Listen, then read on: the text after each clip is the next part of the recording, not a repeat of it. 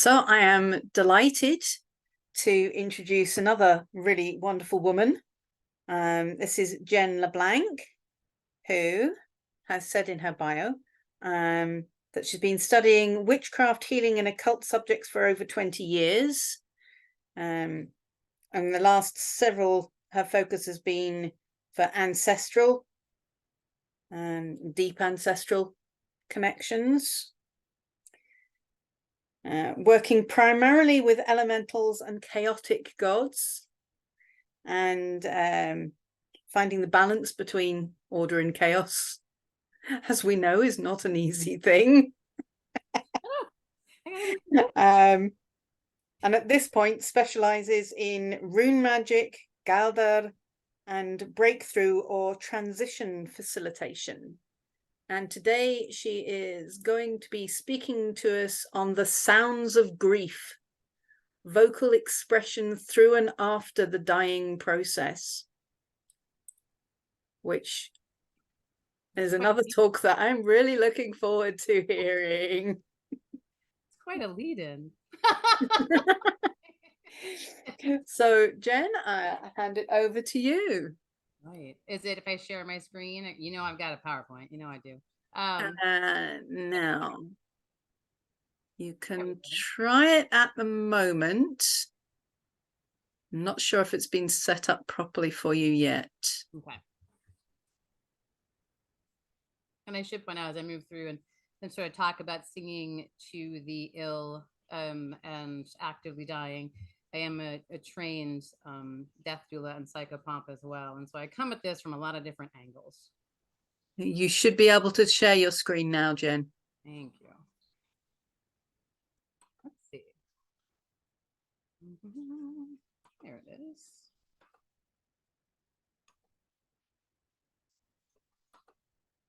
All right. Everyone see that? Kind of lost all of you, but.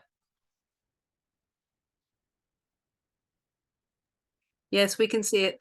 Thanks, Jenn. All right.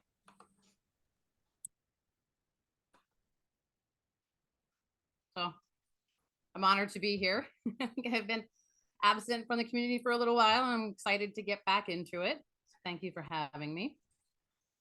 I will say that my previous presentations are usually visually stunning, and I tried to, it was difficult with this one to sort of incorporate images without them feeling a little bit tacky or odd. So there are more slides of just text, which I don't like to do, but it just ended up heading in that direction. They get more visually interesting as we go further into it. So a good quote from Martin Pritchtel, if you've not read The Smell of Rain on Dust, you should. Grief has a sound, and it goes to the core. If suppressed in its fresh stages by rigid mores, then very often grief unsung and unmetabolized into beauty will resurface later as a difficult addiction, usually alcoholism. And he's just referring to unmetabolized, unprocessed grief on more of a community level, really causing a lot of harm, however that manifests.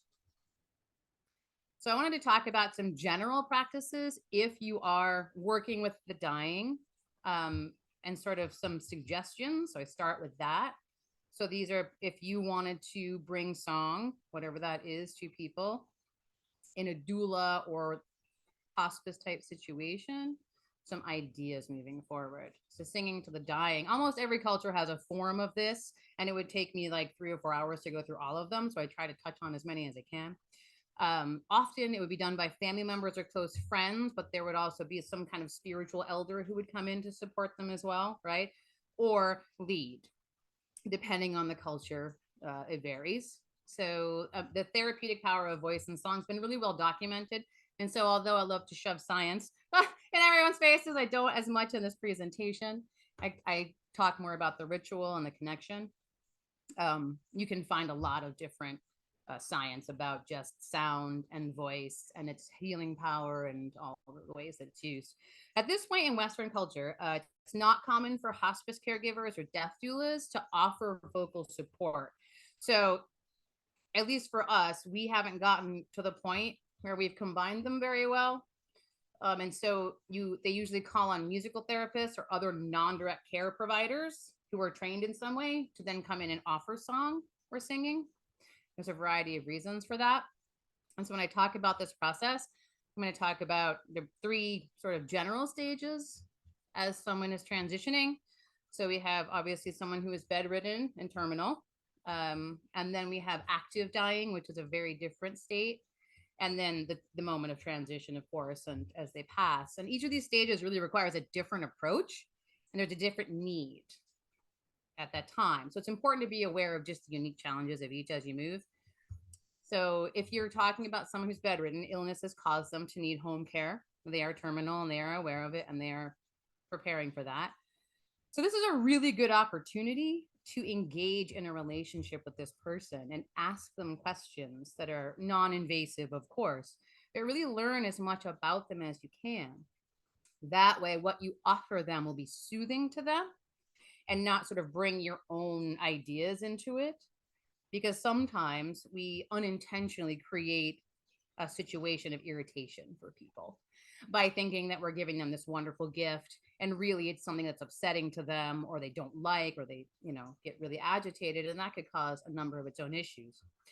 In her book, A Celtic Book of Dying, Helena Anamara describes an experience of profound grief work, and this is an example of not knowing exactly how people are going to respond and being able to navigate that as you move. So she was working with a man who was in hospice or home care, and he was asking for a particular song that he really loved, and she learned the song and sang it to him. And as she was singing it to him multiple times, he began to just weep uncontrollably, and his wife, of course, began to weep uncontrollably, and this went on for quite some time. A significant release of grief for both of them.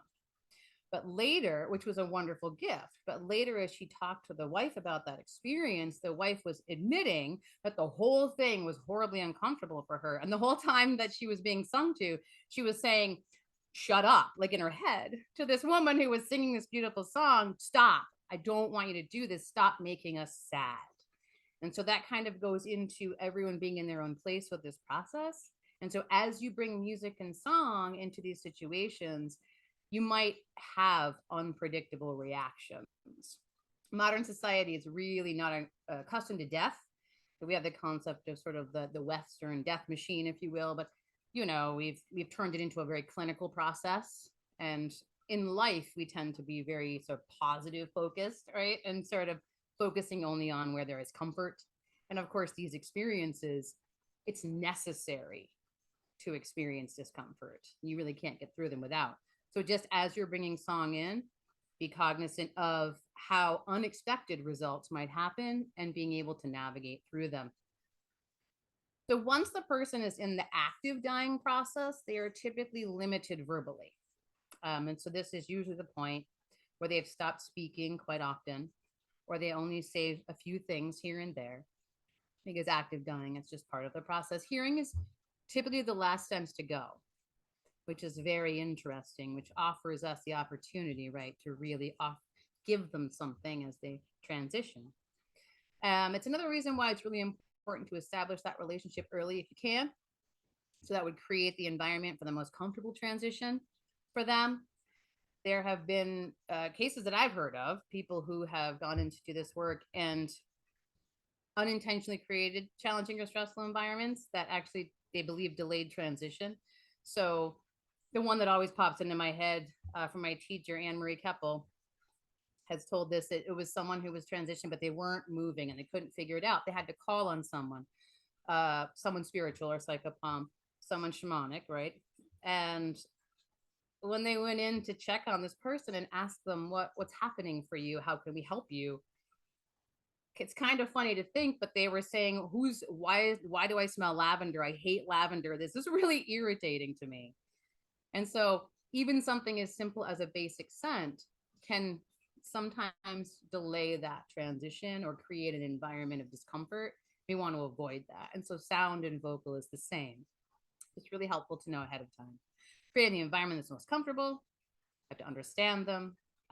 If there's little connection or you haven't had the opportunity, soft intoning, just holding vocal tones and toning if you're comfortable, or gentle songs, kind of lullabies, if you have discernment on that one, that can be offered if you still feel that that's important and you're not aware of what the person would prefer. And toning is really a good one. So we have these modern variants. There's a lot of things going on in the Western world as we try to get back to what I would call sort of ritualistic death care, and especially voice being part of that. And I wanted to touch upon a few of these if you're not aware of them, what's going on. And I do get into older traditions in a little while. We have threshold choirs now. I do laugh a little bit because I think they're wonderful. It does seem like they are sort of surprised and think that they've had this like idea, oh my goodness, we should sing to the dying, which we know we've been doing for thousands of years, and more power to them. It's a beautiful thing. I'm not trying to be disrespectful, but they typically sing in a cappella in small groups, 3 to 4 part choral performances. These groups of individuals are requested to come in to hospice or people who are terminal. The songs are typically non-religious and maybe lightly spiritual. I'm going to give you an example in a second if you're not familiar.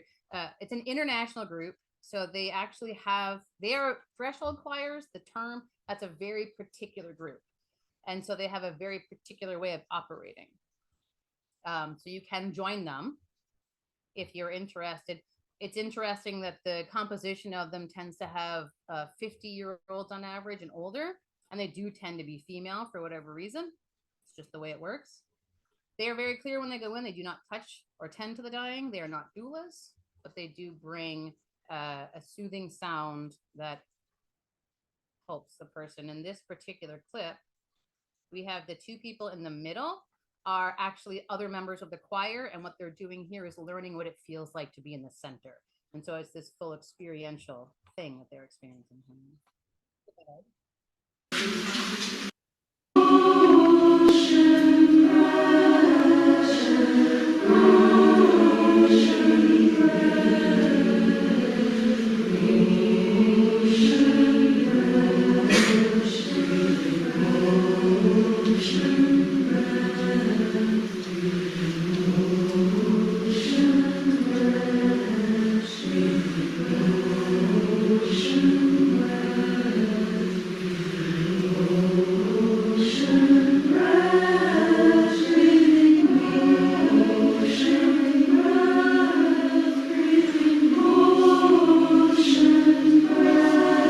And I really appreciate that they are experiencing it, and really getting into how it feels, so that when they offer it to other people, they have a sense of that and how to navigate it.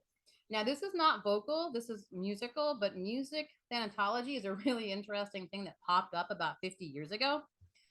It's mainly harp for some reason. This is what they've decided is important. It's fewer than 100 in America today.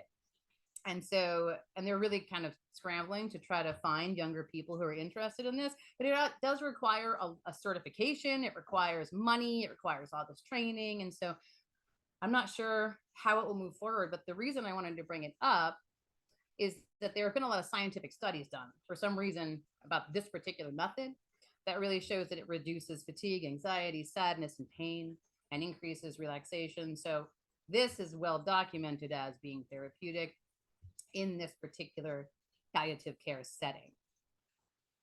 And of course, all the other vocal traditions that we bring in, or songs that we bring in, are designed to also make them feel that way. It's just nice to have some validation. Both threshold choirs and music thanatology are designed to ease pain and anxiety. They're not necessarily intended to create a spiritual or ritualistic process, or ease the transition of the soul into the afterlife. Just these 2, the modern uses, are wonderful, and I'm not disparaging them, but I feel like we are bringing in musical pieces of old ritual and then sort of utilizing them without a container necessarily of ritual. And so sometimes in that situation, it can actually create unprocessed state for the living and states of unrest for the dead. And so I'm kind of, as I move forward, these are the things I'm looking at and thinking about.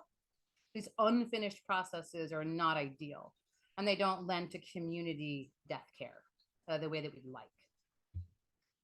So about the music, our culture is coming to a great awareness. And this is why I'm like, okay, our culture, right? The Western culture is coming to a great awareness of the role of song and music when it comes to pain, death, and grief. But songs at death can also go wrong. Research is still being done on how music affects the dying. Says Berger, she's a music therapist and she's a director of education for hospice. So especially if the musicians are not clinically trained musical therapists, assumptions and misuses of music can occur with music is selected and outcomes. And so my point in this, and it all sounds very, very clinical. And so as we're moving forward, we're still kind of stuck in this clinician clinical kind of world. And of course, we want to start thinking about the spiritual part of it. How does the spiritual come in, and how do you train someone spiritually to bring similar music? Because there are issues and things can go wrong. And so how do we do this and move forward in a good way? So I see it as components. If the use of music and song at the deathbed, removed from the foundation of spiritual direction and embedded within academic and medical application, is that the best thing? And so this is the question that I keep asking myself. Is it the best way for us to support through this process? And in my humble opinion, it's only a small part of the spiritual container needed for it to fulfill the transition for both the individual and the community. And I focus a lot on community death care, not just for the individual, but the family and the community as well, because those are all very important. So we can start getting into some older traditions where they brought voice in. This is a really interesting one. So Native American death songs. When it comes time to die, be not like those whose hearts are filled with the fear of death. So when their time comes, they weep and pray for a little more time to live their lives over again in a different way. Sing your death song and die like a hero going home. And he can chief Apudmut, I'm guessing on that pronunciation, and I hope I did not butcher it, from 1725. So the idea of the Native American death song, in musical encounters with the dying, we have Iceland Running Deer, who is a musical therapist, describes these death songs. They are sung at the moment of the person's death, wherever they are. Sometimes the battlefield, sometimes home, sometimes in varied settings. They have documented a few, but most are lost to time. This is literally sung as they're dying. My favorite so far, nothing lives long, only the earth and the mountains. And that's actually White Antelope Cheyenne at the Sand Creek Massacre. And so this is at 1864. And so this is likely a moment of tragic death. These songs were spontaneously created.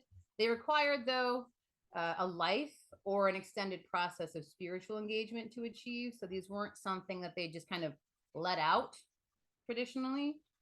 So it was intended to ease the fear and maintain their spiritual focus and bring courage and relief at that time where fear often takes over. We have Hindu death rites, of course, and these are still done, and I just wanted to mention them. So upon and up to the moment of death, they involve different chants, singing, prayers. They're very rich, and I could not even go into them here and give them justice.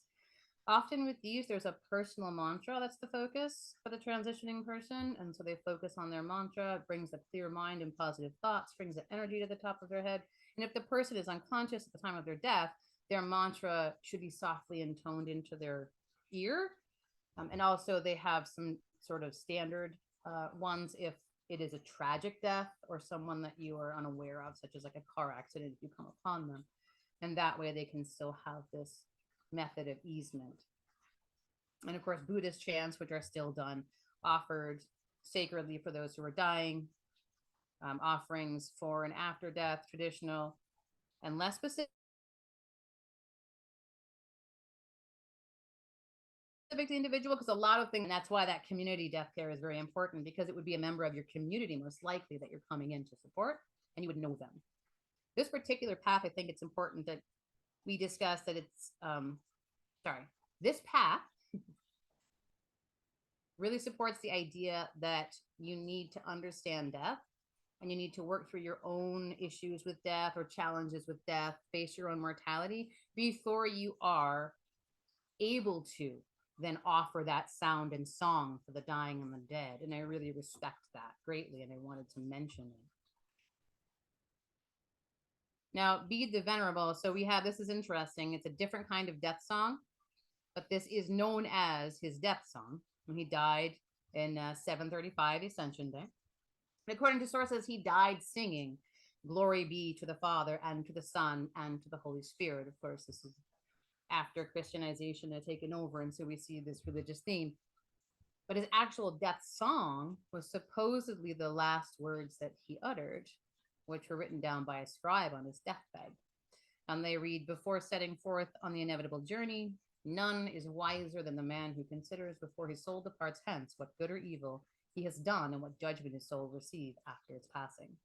And so that's interesting because you have two sort of types of death songs as they are considered. Now, Gregorian chants show up in the Middle Ages. French Benedictine monks became kind of famous for establishing their infirmaries across Europe for the terminally ill. And they, of course, used these Gregorian chants to soothe the dying. And these are often very religious-based chants, of course. If you've not heard them, I will play it for you just in case you've missed it. I think most of us have probably experienced it, but I think it's good to hear. So they are religious, but they have the toning quality, right? It's a cappella, very similar to that threshold choir, right? Only with that religious theme. And so that long toning sound, those soothing sounds are very important.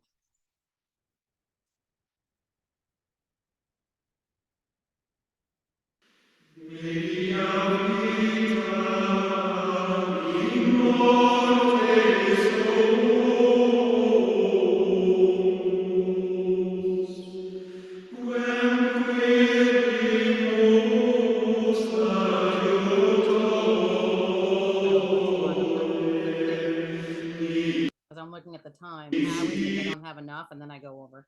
An interesting new development. So Eileen Hild is a musicologist who specializes in medieval music, and she has taken it upon herself to go and study and transcribe collected songs that would have been sung to the dying and after death in medieval times. I could not get a lot of information about her. She teaches classes and she offers talks that aren't happening right now. And her book is like $90. So I do apologize. I could not afford that. Hopefully we can bring up, yep, this little section. And this is in the, we're excited if you want to read this article about her. There's a little section down here where you can hear a few of them.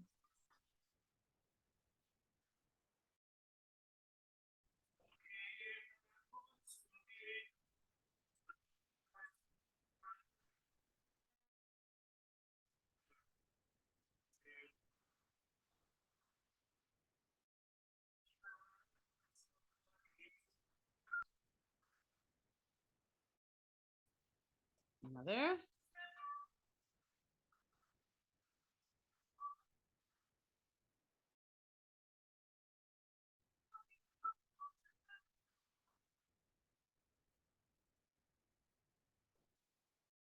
See if I can get out of this screen. See if I can bounce back. Ah, hold on. And we're there. And so I find it interesting that the Gregorian chants would have been done by the Gregorian monks, typically, and offered that way. These songs, as she discusses, were often sung by family members and community members. And so this is more of a private bedside communal situation. So I think it's really important to note those and the differences as well, both obviously with the religious themes, but a little bit different. So we'll talk about the actual moment of transition and death.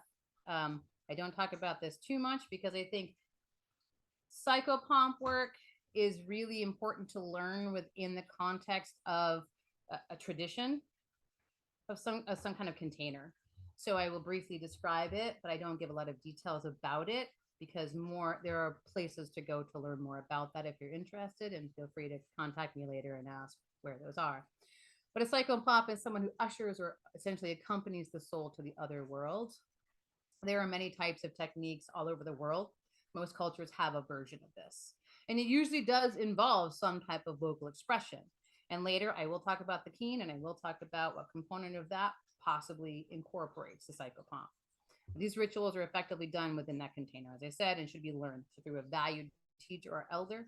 These are really, this is a very important tradition.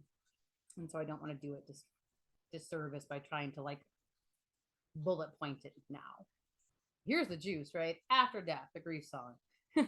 So I really tried to, I do talk about the keen quite a bit. And the reason I'm doing that is because we know a lot about it. And we can really look at the different components of ritual in it and how to sort of reattach ourselves or bring back those ideas. So at one time, the practice was quite universal. It's still practiced in the Middle East, parts of Africa, East and Southeast Asia. Keening, under different names, of course, was part of the death rites of both North and South American tribes and was used extensively throughout Europe, going far back as Greek and Roman empires. And so it's really, this is not a new thing. It is something that has been following humanity, which is a beautiful tradition to try to find again. So a little bit about mythology. We have wailing and mythology. So Isis, some believe that the keening actually started in Egypt. So the pyramid text at 2600 BC show the death of Osiris, and Isis turns into an eagle, flies over the body, and lets out this enduring cry that is supposedly never heard before by mortals. And so some believe that this is the origin of the wailing or keen. Now, and we have Bridget, of course.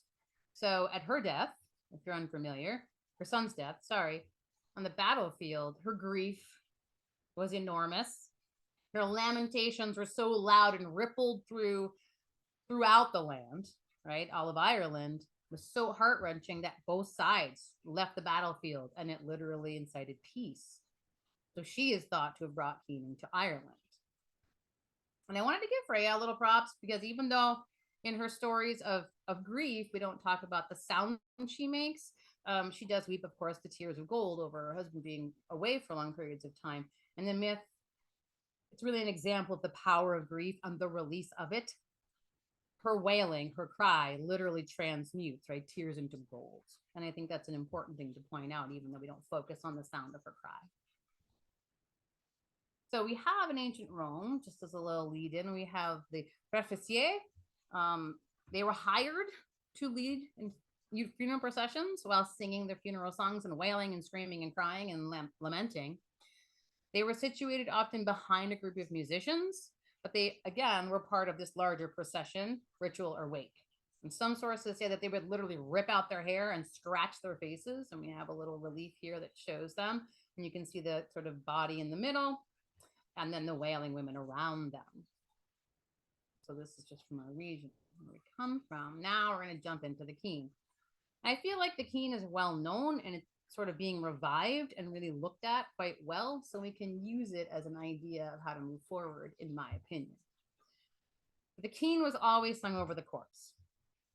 It is a sacred rite within the greater ritual of the wake, right? So 24 to 72 hours roughly this could go on. It would continue from the wake through the burial ground, often riding on the coffin, and as the body is buried. So in this image, you can see she's riding on the coffin, and often the keeners would ride on the coffin through the town. Paid keeners had to be great singers, capable of moving through 3 different octaves. So different components of the song would actually require them to go from 1 octave down 2 and drop. And so this was really a heart-wrenching thing to hear. They were specially trained to provide this ritual. So it wasn't just always, for the professional keeners, it wasn't just an outpouring of grief. They knew what they were doing, and we'll talk about this a little more. Sometimes 1, but typically the lead keener and at least a few other women. So sometimes, usually about 3 to 4. So the lead keener is the Banquitcha. I believe the other women were called Malquitcha. So the 3 components of this traditional keen, as we remember it. Now, there are other keens that are sung, and they're very beautiful. But again, these were done traditionally with these 3 parts. You have the salutation, which is the name or addressing the corpse. Now, this is literally when the Banquitcha would sit with the deceased and address the dead, speak to the dead, call them by name. And my understanding is that it was a long, droning sound of their name over and over and over again, almost calling them to witness and participate in the process of this wake. And you have the goal or the cry. And the cry would be this dynamic, high, fast notes. And that's where you would see often these 3 octaves. We have an example later of that. I think if we get to that video, where someone gives an example of what that might sound like.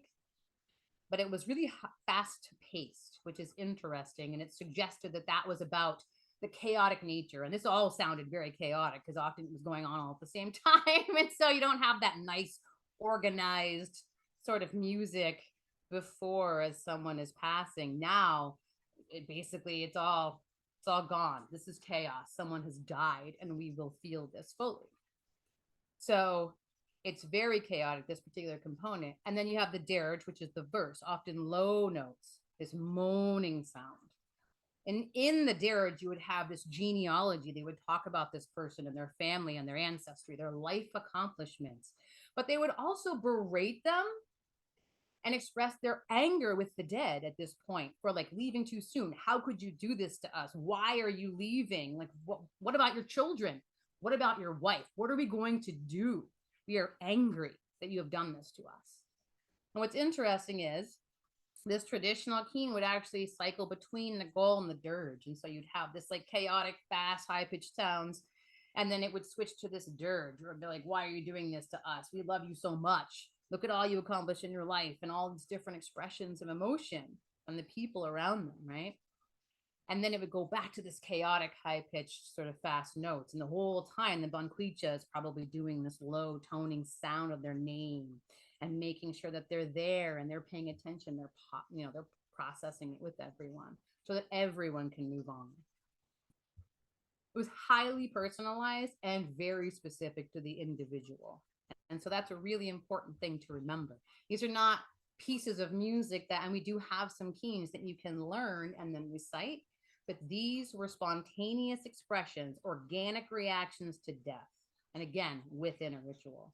It was actually considered disrespectful to record them because this is a liminal moment, right? And so you don't record the sacredness of it. It's interesting that different regions had their own sort of specific tunes. For example, upper regions might have a higher tone. And sort of the lower regions of Ireland might have this low droning that was more traditional for that area. And so there wasn't really one specific exact sound because obviously region was important. It wasn't singing. It wasn't anything you could describe. A very melodic chant, a rhythmic, almost spontaneous choir. In this picture, of course, she's over in the corner. You see the Banquicha, most likely, over the dead. And everyone's sort of going on, and this is the full wake, right? They're going on about the wake. We have women crying. We have, people eating and drinking. We have a child. Apparently, what is he doing? I don't even know what he's got there. Pushing shoes. I don't know. So, we do have a few fragments that remain. So in the 50s, Margaret Berry recorded a few components. Not technically keening because it's not over a corpse, but it does speak to the sound. Let me see. I can find these in here. We'll bring them up. So it's definitely further along. I'll try to find it. It means very sorrowful. Well, I did. And I...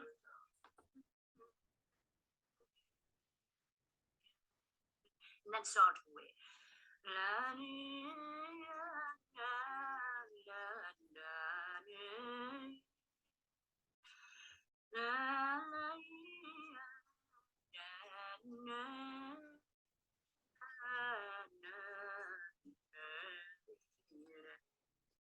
And so we have, oftentimes you'll have in these songs vocables. So they sound, they almost sound like language, but it's not a recognized language or small components of language.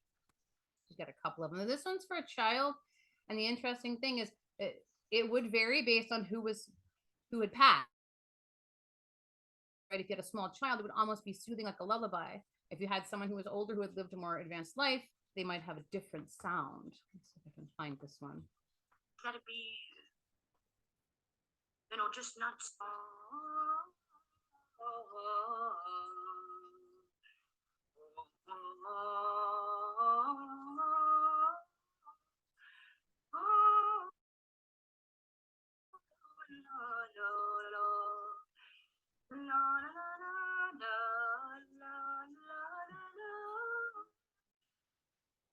It's very soothing, right? It speaks to the person who passed. fast, as I said.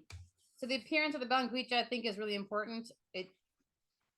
She was described often as barefoot with long, wild, just hair flying everywhere, often dark hair, clothes in disarray, ragged and torn, and she would literally ride the coffin in this appearance. Torn open, right? Full expression of grief. It is not pretty often. We don't want it to be. If it's true, authentic grief, it is not precise and perfect and beautiful. I think this is beautiful. We all have different perceptions of that. Normally, it would be an older woman. That's just tradition. If you were younger, the habits of her life would have made her look old. And so really there's this aged quality to it. And I want to point out that it was occasionally men. And at the time when there were chieftains and we had bards, it would be the bards who would perform this ritual, often standing at the head and the foot. So the chieftains would have their bards, and that tended to be more of the male tradition. I don't get into as much here. So the wake is the oldest rite of humanity once practiced in some form in every culture on earth. That's Kevin Tullis, My Father's Wake. I suggest reading that book. It's fantastic. And there's an audio book as well.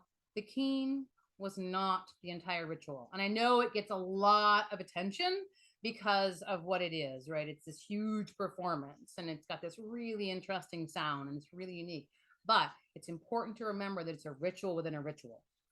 And so just a keen without the ritual can actually cause issue. The keen had multiple functions. So you have transference, right? Bringing the soul to the other world. And here is where we have that psychopomp connection. And again, the Banquita, the lead keener, the one with the most experience would likely participate in that particular part. You have your expressions of grief and anger, as I had mentioned. Really, the keen would have taken you through those 5 stages of grief that we know. And you have the comfort and, and the bereavement and soothing of the ones that are in pain. So from a ritual standpoint, there's 3 components of ritual. You would have separation, the soul from the body, the individual from the community, right? We're recognizing those things. And then that liminality, where time no longer applies, and they would literally stop the clocks. Their traditions held that. Laws are gone, right? Time out of time, everything stops. And as you move the body to the cemetery, right, this long procession would have been this liminal experience. Everything had stopped. But then you have the reincorporation, the reunite the family, reunite the community. The keen had to fulfill all of those things. And the keening women would have known how to take everyone who was present, even the dead, through these processes and come out the other side in this elation. It wasn't all just weeping. There was elation as well, and they knew how to do that with their voice. And an example of an incomplete ritual, we have Kevin Tullis again from My Father's Wake. I rushed back to my parents' house, and this is in the 80s, by the way, into the maelstrom of my keening mother, sister, and Bernard's wife. His brother Bernard had passed. The immediacy of his death was a convulsion, a physical pain that ripped at your chest, smothering, then bursting into heavy sobs, rivers of tears and panic. The cries of the women and my own soared around an ordinary suburban sitting room. The keening was a primeval scream, a calling out of agony, death, an eruption of despair, tenderness, love, loss, and pain. So this sounds like keening, and it is, right? You have authentic reaction to death, you have the weeping, you have the pain, you have all the love and tenderness. However, and it is an organic reaction, there are some missing components, right? It was not performed over the body. The body was not there because it's modern, right? And they had been removed, likely at the morgue or some other place of preparation, the funeral home. There was no formalized keening by professional women or trained keeners in the context of a wake. And so later he talks about Bernard was a wound we never bound up, a grave we could never close. The family had become stuck in the liminality and were not able to reincorporate, right, as a ritual would, and bring them back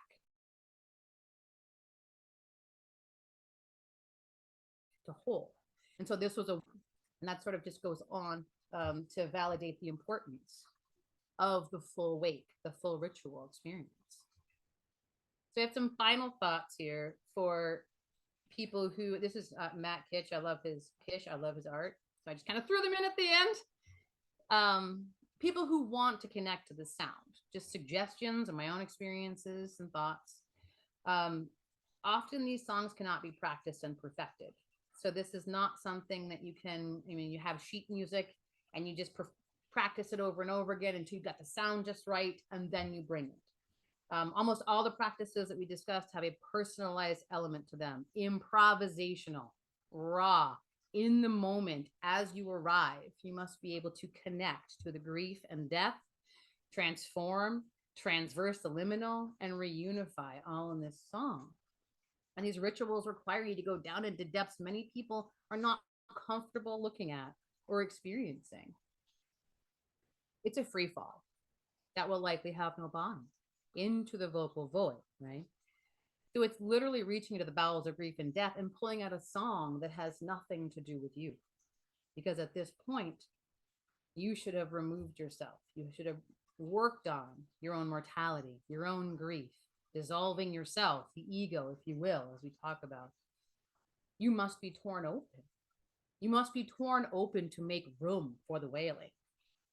And so these are long, extended processes.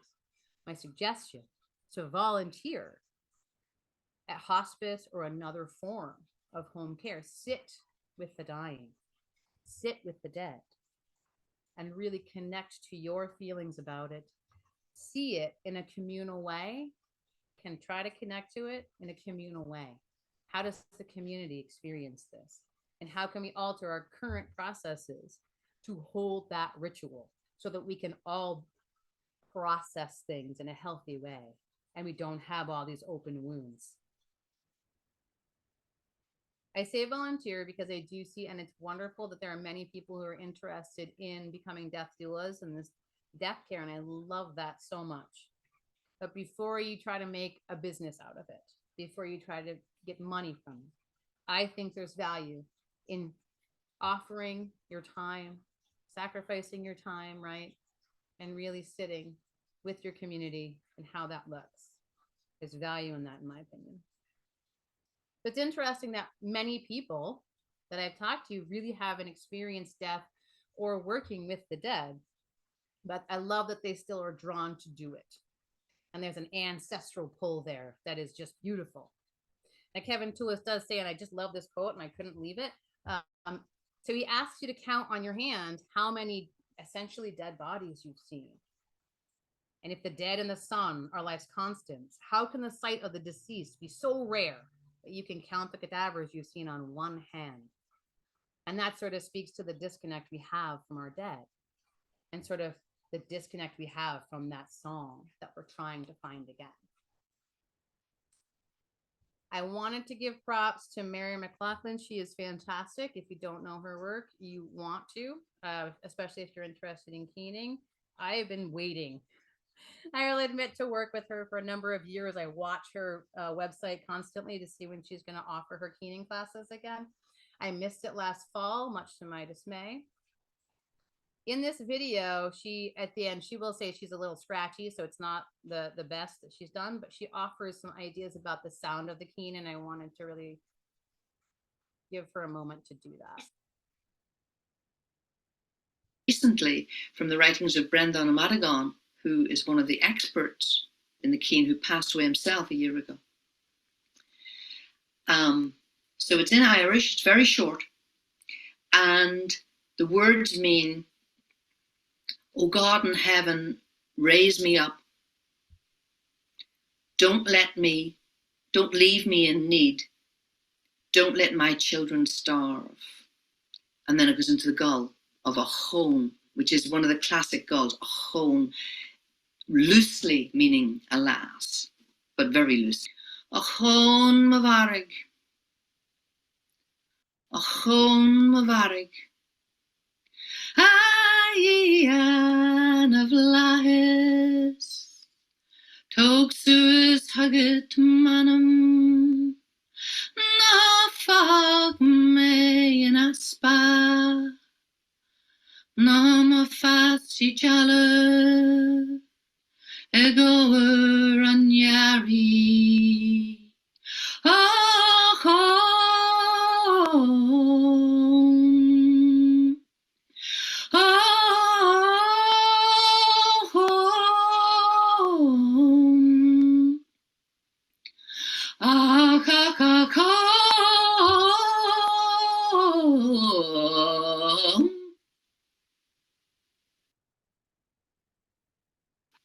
And that little fillip at the end is the classic way that they would end, with an octave leap. And they would end or preview the end with an octave leap. What's the purpose for that? I think it's a signal. We're now finally ending. Because this would go on for a long time. And so it was just a way of, and you can hear that sort of chant thing in the dirge, slight dirge that I did.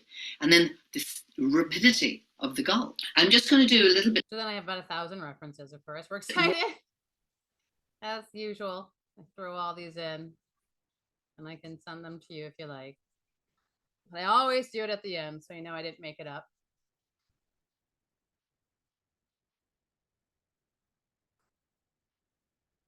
I'm glad I didn't add any more. I came in at under time on that one a little bit. Thank you, Jen. That was fantastic, as always. Yeah, the power of such rites and rituals. Yeah. I did miss, of course, that it was interesting to catch the conversation at the end when people were talking about the Irish Wake, and I was wondering how much it had already been discussed previously, and I wasn't sure because I did miss the other presentations. Not in detail, that has been mentioned a little bit on and off. So have people got questions?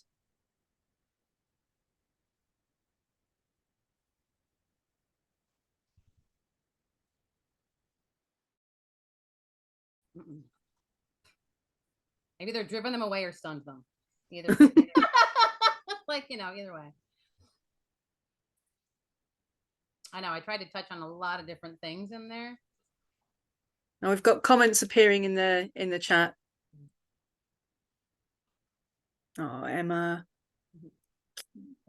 I'm glad people enjoyed it.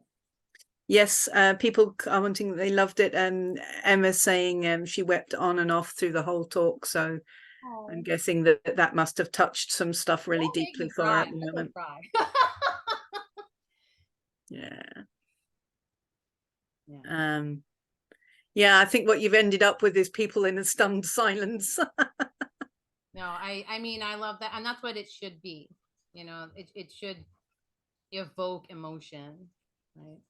Hillary's asked if you could share the name of the woman just before from the summit. Is it Mary?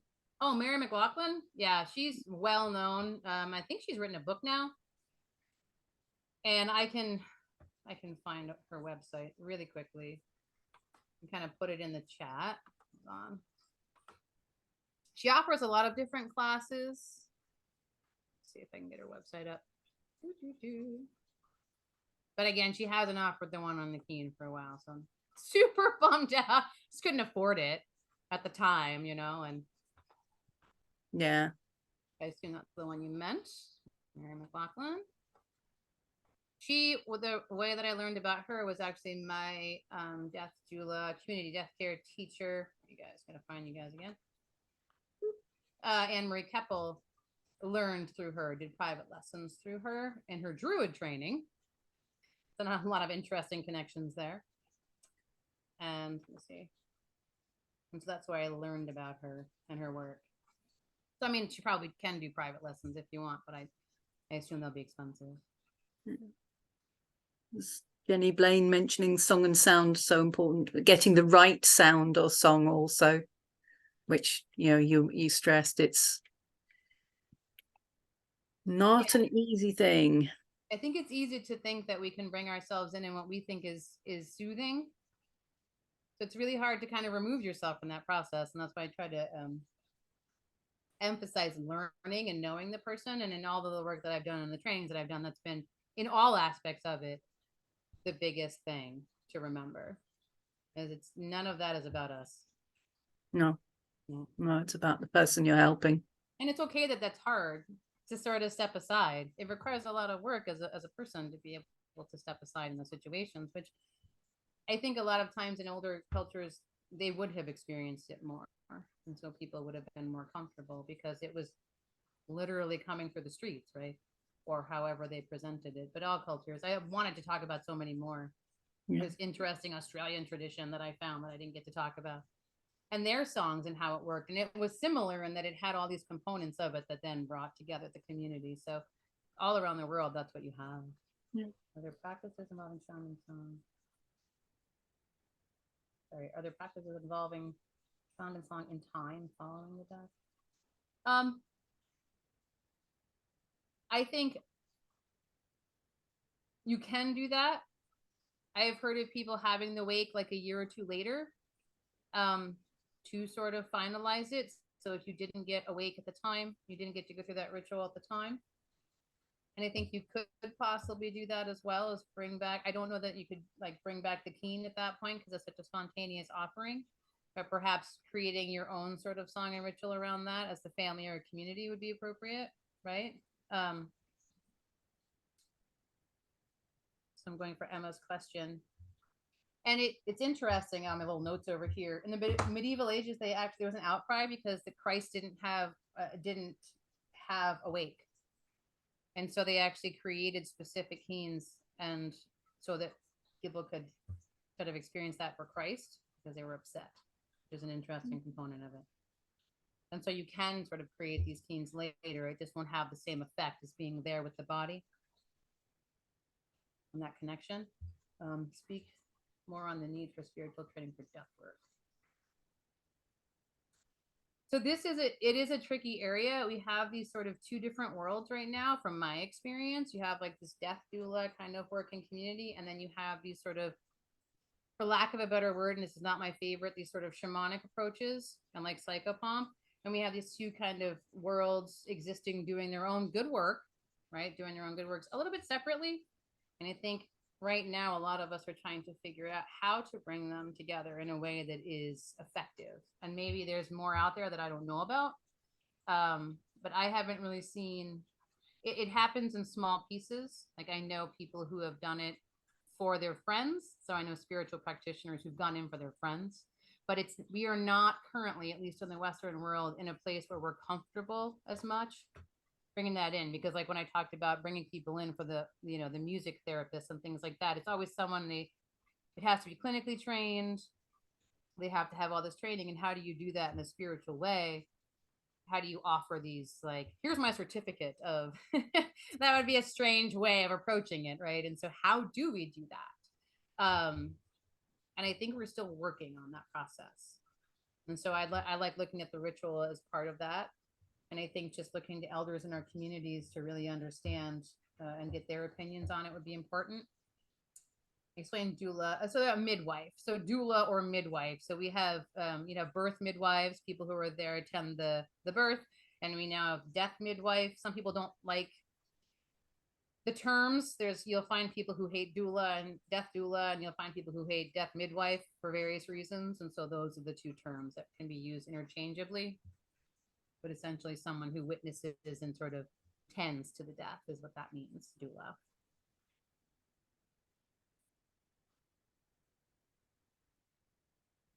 Any more questions? So to the stunned silence, we've actually had an outpouring of questions and comments in the chat, which is wonderful. Everyone has their different roles and participations in these processes. And again, it should be all community based, and just start looking around in your communities to see what is happening. I mean, threshold choirs are everywhere. They don't always have that name, threshold choir. And so we have a few in Vermont, not under that name. And so I had to kind of search for them. It's not kind of my cup of tea. I would rather have it be, more folkish songs, even toning or like improvisational work in there. Galdr, which is what I would do. And I haven't quite figured out how to let people let me into do that. So unless it's someone that I know, obviously me wandering in there and being weird is probably not going to happen at a hospital. So that's not happened yet.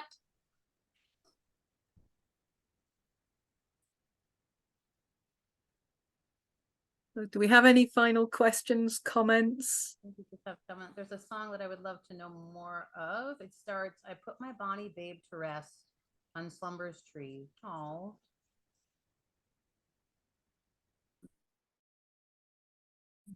That sounds lovely. I know I can't see who's asking. I don't have a name, but maybe it's Jenny. Yeah, it's Jenny Blaine. Okay. Sorry. So can you not find that song? Is that what you're saying? You'd like to know more about it? Oh, well, I'm writing that down. Hold on. I put my Bonnie babe to rest on Slumber's tree. Okay.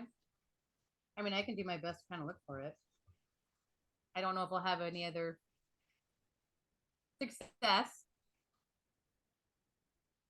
but I can try. It sounds beautiful. I'm writing it down.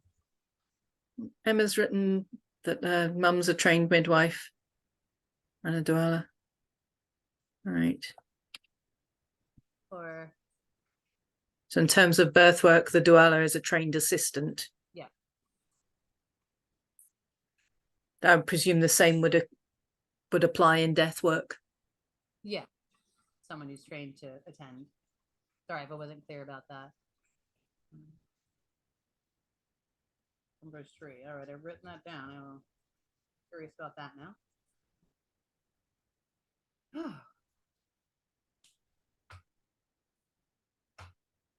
One more interesting fact before the so it was banned for about the 1600s. Keening was banned from about 1600s, and the priest would actually horsewhip the keeners. And so if you were keening, you're caught keening, they would actually like whip you to get you to stop. So it was pretty intense. They didn't want other people sort of controlling the narrative of how the dead moved and how the dead transitioned, and so they would stop that. And so it's awesome that we're looking into it again and bringing it back, because I'm curious if those in the West, if we can request keening death rate. I'm not sure. And I think I know there are keening circles is what I've heard, and it's more about like grief work. And I'm curious about what they're doing, and if there's a ritualistic component, or if they're just kind of having this outpouring of grief, which is important. So I haven't looked into it enough. I'm sure you would be able to request such a thing. Yeah. You would need to find someone in your local community who would be able to do it. And A, that requires the training, and B, it requires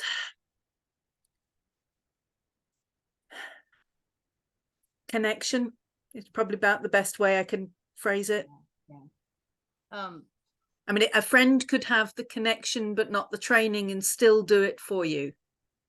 The whole ritual itself would require quite a lot. It did require the whole community. And so it wasn't just that one person. But we're just getting comfortable, even in I'm in Vermont. For those who don't know, we are a very forested state, right? And we just got our first sort of forest cemetery. And I'm just witnessing now some green burials and some processions and things. And so those things are just becoming more commonplace. And I do think we're heading in the direction of being able to have those in a more authentic way. But we're just sort of tearing ourselves out of what again is called like the Western death machine, where everything there are laws. As far as me being a death doula, the second that person dies, I am in Vermont, I am not allowed to take any money for any other services beyond that, or I could get sued. Which is, I can't help the family. I can't take any money or goods or services or anything for that work. I would have to do it all volunteer, which I never take money for that. That's just my way. But every state currently for America has some really restrictive way. The funeral industry has had a hold on death for a long time. And however you feel about that, it has been going on long enough. And so we're still working on tearing out a little bit of our old ways and bringing them back to the surface in this industry that, I mean, there are legalities. It's pretty strict. People get in a lot of trouble. Yeah, each country will have its own legalities, right, surrounding these things. And it's definitely, if it's something that you're going to want to try and get involved in, you should definitely check your local, the legalities within your particular country or state. Yeah, I think I feel like one of my friends, Anne Marie, is actually trying to work on getting funeral pyres legal. So that'll be an interesting one. So we might be able to officially have funeral pyres in Vermont at one point. But again, the process is long and arduous. And so again, we're getting there. connecting to it and preparing ourselves for the time when we are calling these rituals back. Thank you so much, Jen. That was absolutely fascinating. Your usual brilliant self, darling. Thanks. It's good to be back. It's good to see everybody. And I think we are going to once more have a 5-minute comfort break